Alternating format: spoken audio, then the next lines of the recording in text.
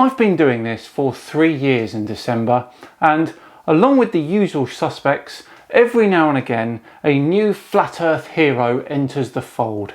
And it's always the same. They've got all the answers, they know the real truth, and they are the hero that the flat earthers are looking for. No prizes for guessing what we're going to be looking at today.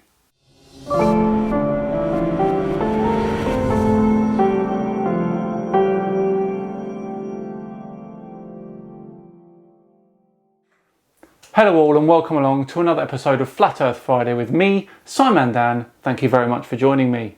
Yes, YouTuber Witsit Gets It is a new breed of flat earther that is literally the same as the old one.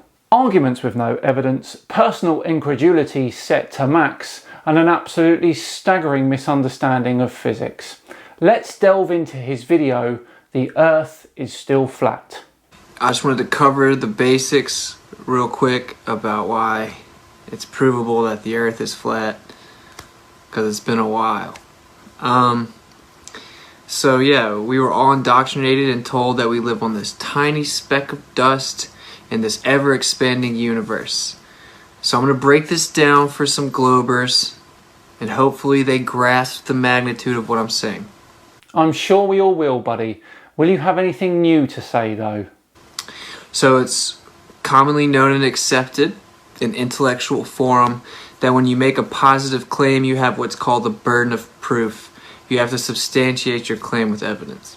Yes, but the Earth being a globe isn't a claim. It's a fact. People have seen it with their own eyes. The globe Earth is a positive claim. Not only that, but it's a positive claim of specificity. Okay? It claims axial rotation of 1,040 miles per hour east at the equator.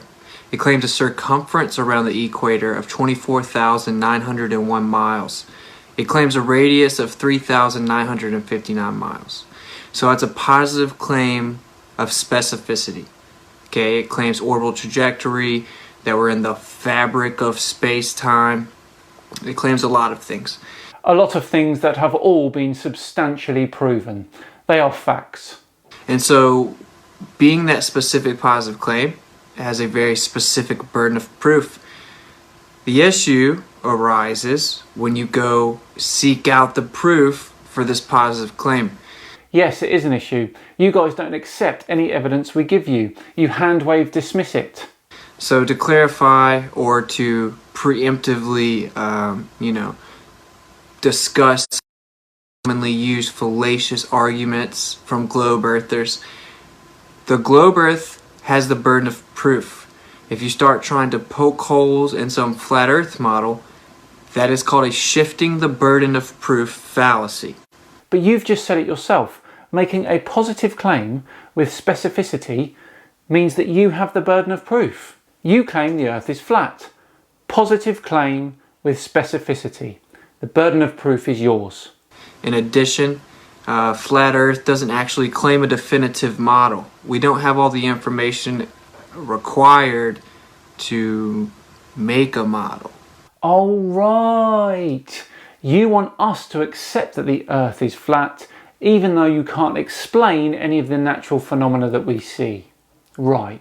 Oh, hang on. You do have explanations for things, but the trouble is they all contradict each other.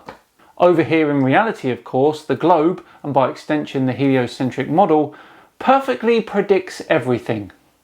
Without fail.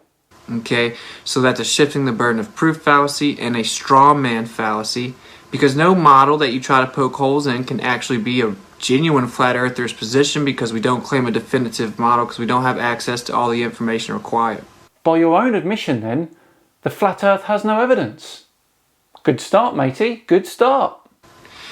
Another common fallacy that globe earthers use is a reification fallacy. So what they do is they postulate things that they consider evidence that require the presupposition that the Earth is a ball. Oh, here we go. Examples? They also do this with gravity. They reify gravity. So that's a reification fallacy. Those are the three major ones, if you ever try to debate a globe earther, that they're going to pull out. The shifting the burden of proof fallacy, a straw man fallacy, and a reification fallacy. Right, okay. Let's keep all of that in mind as we continue to review his video. What's up, Karen? Karen B is a legend. Go sub to Karen B on YouTube. No thanks. So, here's the deal. Axial rotation has never been substantiated. They tell us that we're spinning around 1,040 miles per hour east, but it's never been substantiated. We substantiate it every day when we see the sun rise and set. And very recently, a giant underground motion sensor has detected Earth's spin and tilt. ROMI uses extremely accurate laser beams travelling in opposite directions around triangular piping that becomes stretched and squashed by incredibly small amounts. The mismatch between the wavelengths of the lasers reveals the speed and tilt of Earth's rotation. Like to see you explain those results away. Globe Earth will bring up Foucault's pendulum. It doesn't have an independent frame of reference. It isn't consistent, it has a window of error, and it doesn't correlate cause and effect. Science is the correlation of cause and effect. So what that means is you have an observable phenomena, that is the effect.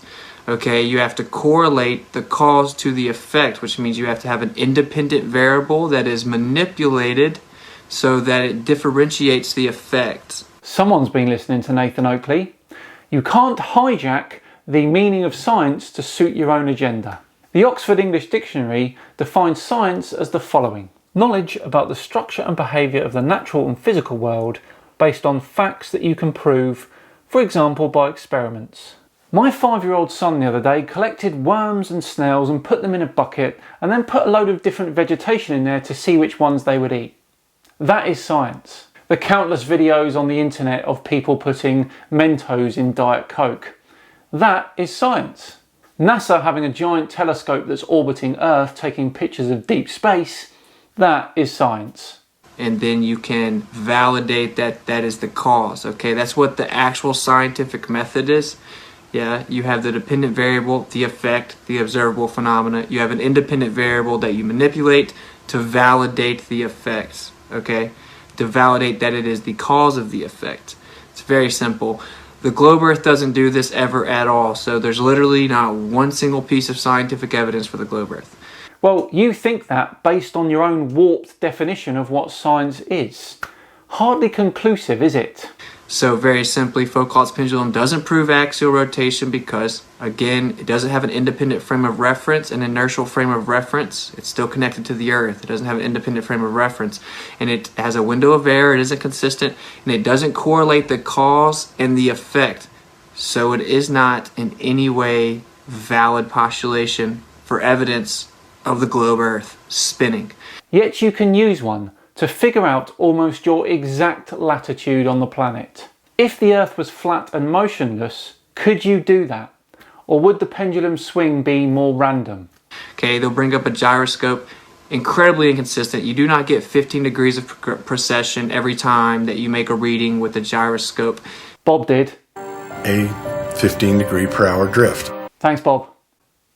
Twice.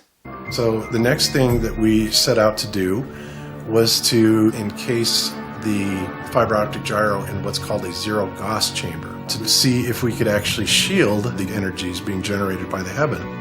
And we were unsuccessful with that, unfortunately. And again, you can't just cherry pick when it does work.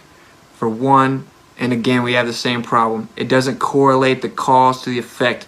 Imposed causalities, claimed causalities are just that, they're claims. You have to validate them, okay? So we were all indoctrinated and told that we lived on this tiny speck of dust that's spinning and shooting through space in this ever-expanding universe.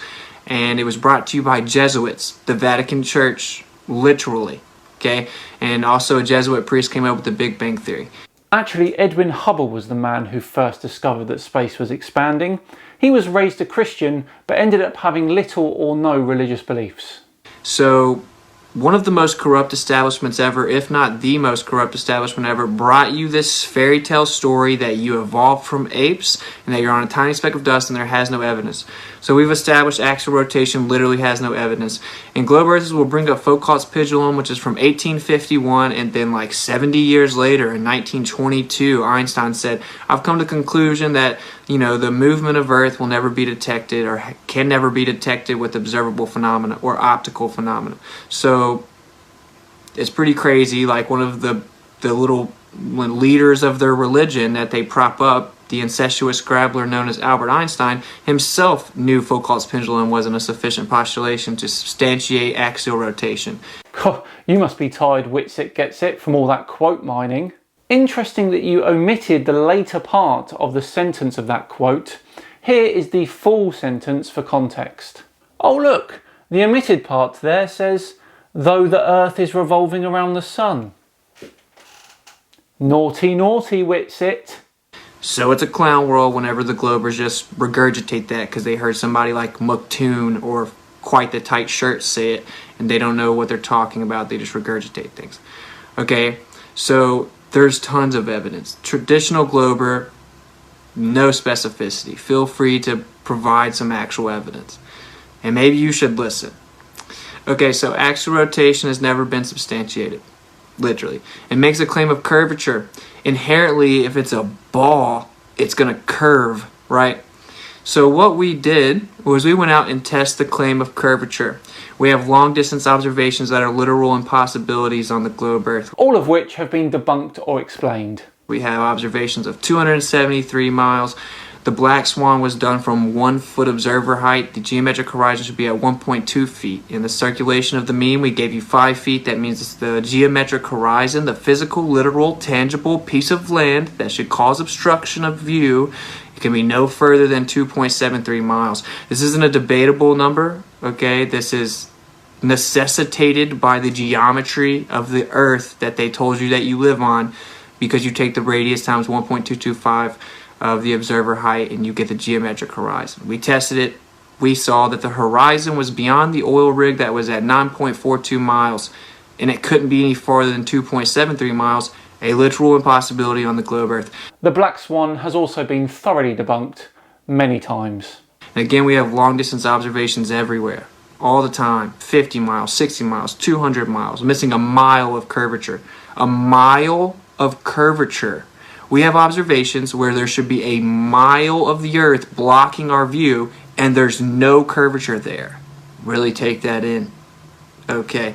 And of course, Globers have been indoctrinated and trained to just regurgitate the word refraction. Void of specificity. There's 5 effects of refraction. They don't even know that. They don't actually even invoke a specific one that's relative to the postulation. They also don't seem to understand the concepts that looming, for example, is a phenomena relative to the horizon. Objects loom relative to the horizon. We're discussing the movement of the horizon. They don't understand the idea of empirical means, verification, experimentation, replication to actually verify their postulations. It's a clown world. Okay, it's pathetic. It is so pathetic, honestly. Wow, he went a bit word salad there, didn't he? Witsit Gets Its video goes on for another half an hour, so we're going to return next month and have a little look at that section of his video. He won't be going anywhere. Right, that brings this week's episode of Flat Earth Friday to a very satisfying close. Thanks very much for joining me. And thanks very much for watching. If you enjoyed it, then please do like and subscribe. It'd be thoroughly appreciated. I've been SciManDan. Have yourselves a fantastic weekend.